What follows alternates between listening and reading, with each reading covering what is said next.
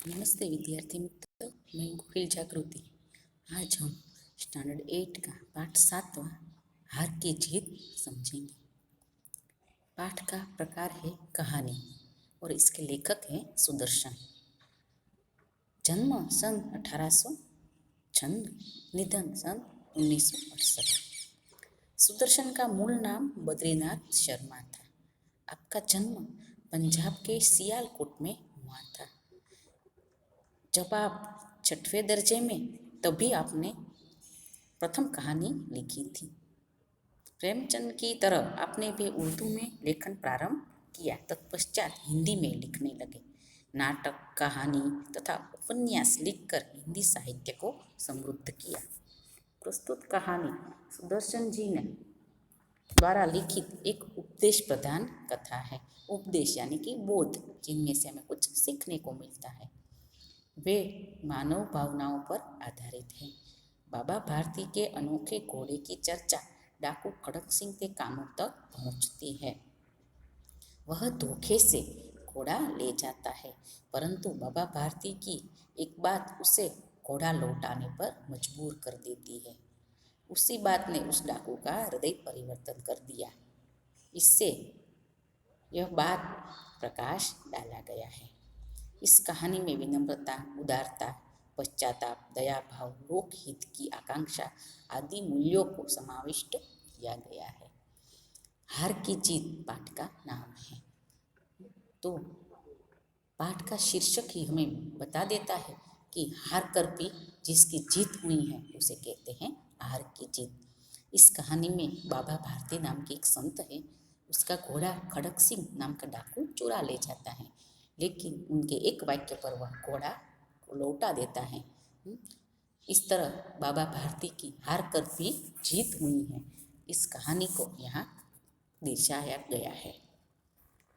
माँ को अपने बेटे और किसान को अपने लहलहाते खेत देखकर जो आनंद होता है, वही आनंद बाबा भारती को अपना घोड़ा देखकर आता था। माँ अपने बच्चे को देखकर जैसे खुश होती है और किसान अपने खेतों में जो लहलहाता हुआ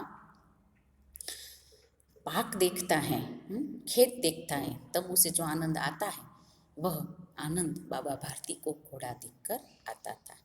भगवत भजन से जो समय बचता था, वह घोड़े को अर्पण हो जाता। वह घोड़ा बहुत ही सुंदर और बलवान था। इसकी जोड़ का घोड़ा पूरे इलाके में न था। उस इलाके में यानी कि उस विस्तार में ऐसा घोड़ा दूसरा न था। बाबा भारती उसे सुल्तान कहकर पुकारते थे, यानी कि घोड़ा का नाम सुल्तान था। अपने हाथ से खरहरा करते, खुद दाना खिलाते और देख देख कर प्रसन्न होते थे। उन्होंने रुपया, माल, असबाब, जमीन आदि अपना सब कुछ छोड़ दिया था। यहाँ तक कि इन्हें नगर के जीवन से भी घृणा थी। अब गांव के बाहर एक छोटे से मंदिर में रहते और भगवान का भजन करते थे। मैं सुल्तान के बिना नहीं रह सकूँगा, उन्हें ऐसा लगने लगा था। उस घोड़े से उसे इतना प्यार हो गया था, इतनी माया थी कि उसे लगता था कि सुल्तान के मेरा जीवन कुछ भी नहीं है।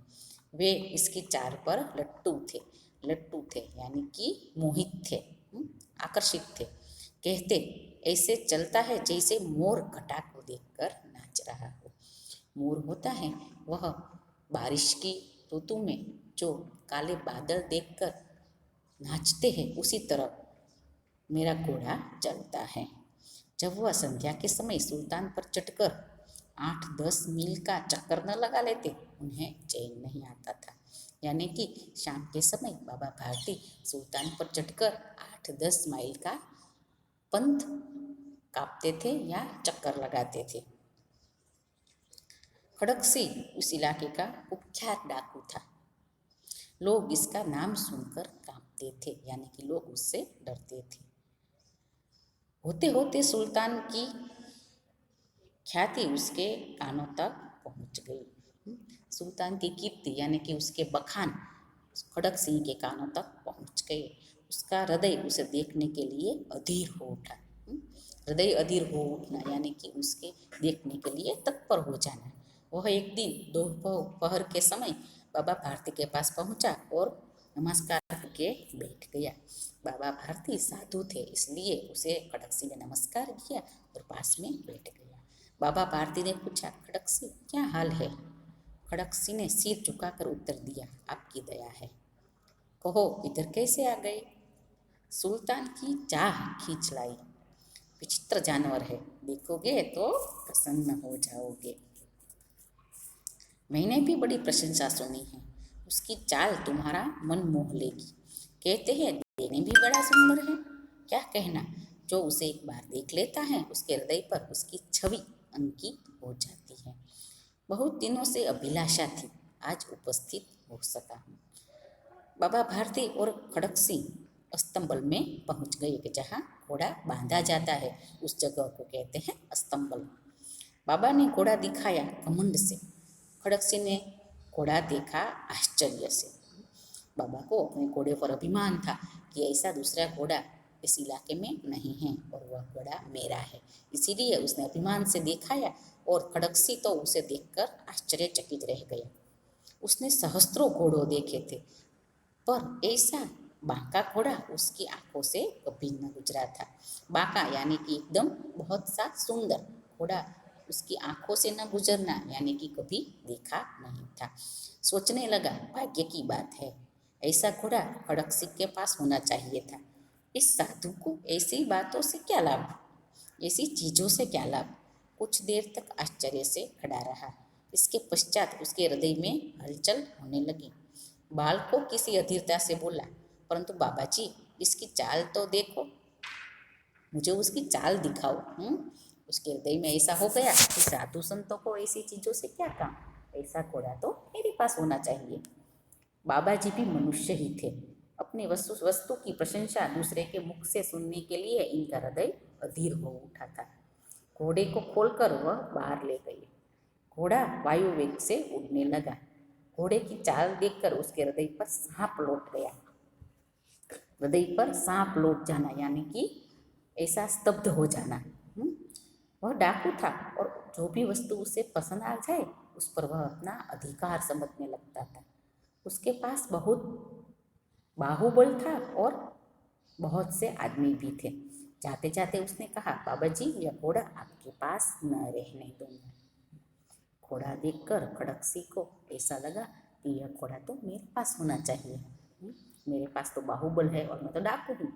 मैं जो भी चीज़ पसंद करता हूँ वो मेरे पास आ जाती है। मेरे पास बहुत से ऐसे आदमी हैं कि मैं जो भी कहूँ वो ले आएंगे।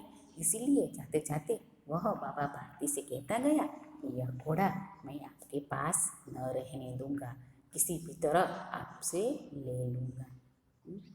तो विद्यार्थी मित्रों, यह बात सुनकर बाबा जी के मन पर क्या असर हुआ होगा, यह बात सोचने लायक है। तो यह पार्ट 1 पूरा हुआ। आपका पार्ट 2 हम अगले लेक्चर में देखेंगे।